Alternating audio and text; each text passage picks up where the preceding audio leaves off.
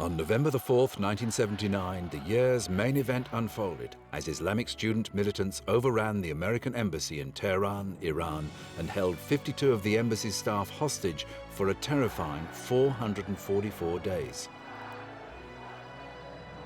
It was the beginning of a crisis that lasted through to the end of President Jimmy Carter's term in office.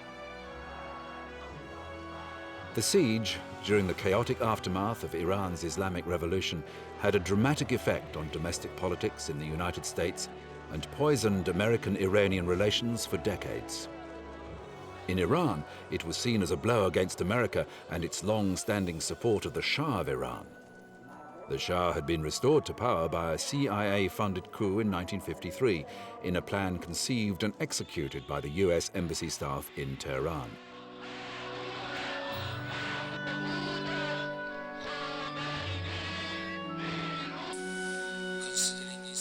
The overthrow of the Shah by an Islamic revolutionary government earlier in 1979 led to a steady deterioration in relations between the two countries.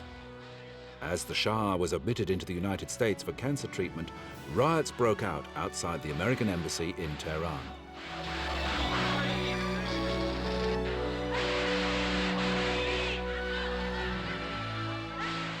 On the morning of November the 4th, about 500 students, known as Iran's disciples, stormed the compound. After a short siege, they took more than 60 people hostage. Although women and African Americans were released, 52 hostages remained imprisoned. It wasn't until months later that Iran issued a list of demands in return for the release of their American hostages.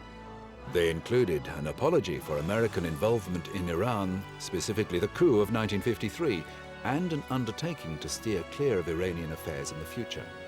They also wanted the Shah's return to Iran to face trial.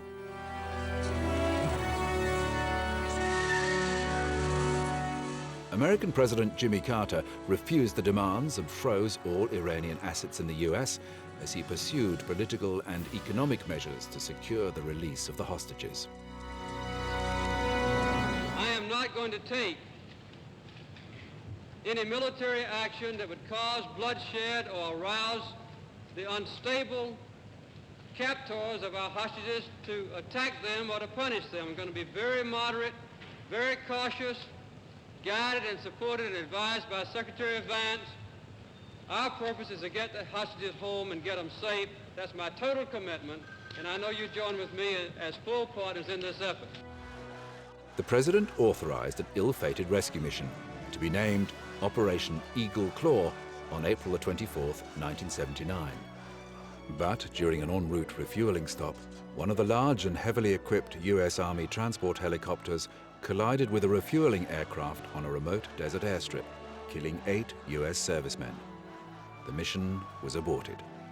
President Carter suffered a major diplomatic blow, and the failed mission would ultimately contribute to his election defeat. On January the 20th, 1981, minutes after Ronald Reagan was sworn in as president, the hostages were released into US custody, and they arrived home to a ticker-tape parade through the streets of New York City. After months of negotiations, and helped by the Shah's death, American diplomacy had won through at a price. They agreed to unfreeze Iranian assets worth $8 billion and give the hostage-takers immunity.